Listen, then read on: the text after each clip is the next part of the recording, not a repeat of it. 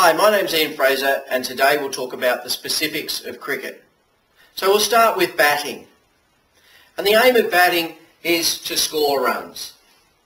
And to score runs we need to develop shots and a range of shots to achieve this aim. And the three basic shots are the drive, the cut and the pull. And if you can play those shots well, you cover the majority of the cricket ground. So we need to practice the movement patterns for these shots. And the best way to do this is to practice the sequencing of the whole shot. And we can do this in slow motion, slowing it down and making sure that each part is sequenced to the next part, so it becomes efficient. In batting, a key is our setup, and we need to set up to the position where the bowler is releasing the ball, such as that our intent is to hit it back to where it comes from. This gives us the alignment to give us the best chance of reacting to the ball bowled. We need to prepare for the full ball, and the full ball is our first ball of release. After that, the ball gets shorter and shorter as the release gets later and later from the bowler. So we need to prepare for this, and we do this by loading the body such as that it can play the full ball. And then we need to react to the ball bowled. In batting, there is only three calls: yes, wait and no. And these need to be loud, such as that your partner understands them.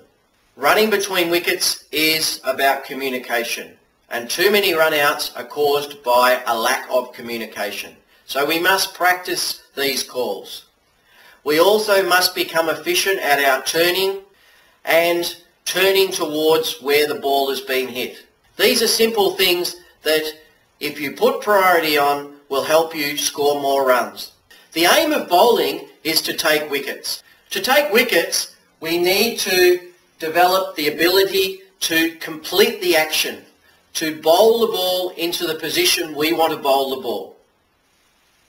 We also need to learn the length of the ball that we're bowling. Many bowlers will consider that they bowl fuller than they do. So it takes a lot of practice to get your perception of your length or your understanding of your length right. We need to also practice getting the ball off the straight, and as we can see here, we can do this by the seam of the ball, we can do it by the swing of the ball, we can do it by the ball drifting in the air, or by spinning off the wicket.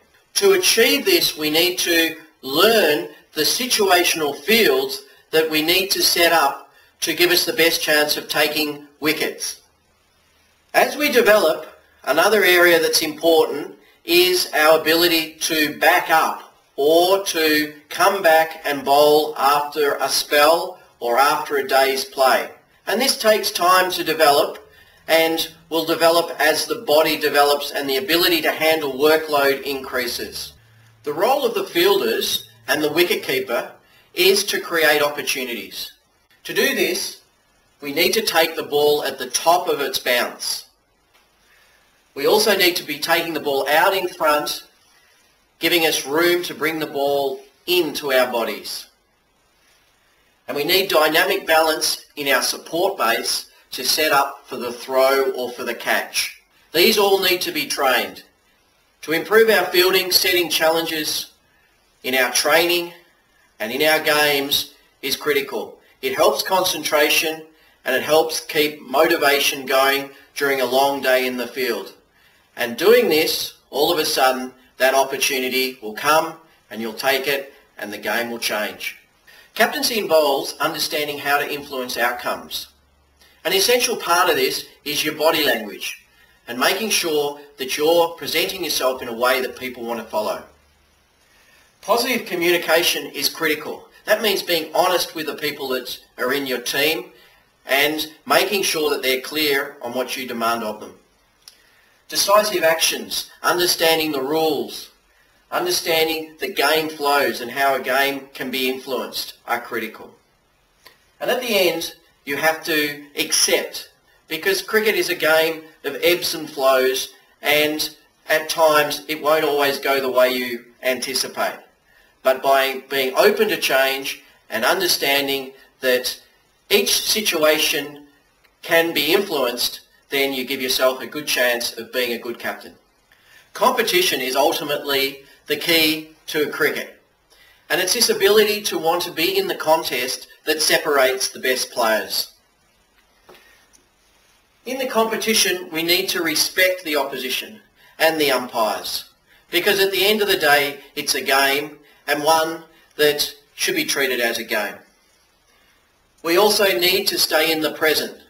The past is finished, the future hasn't happened. So we need to learn to stay in the present action. Angles are critical.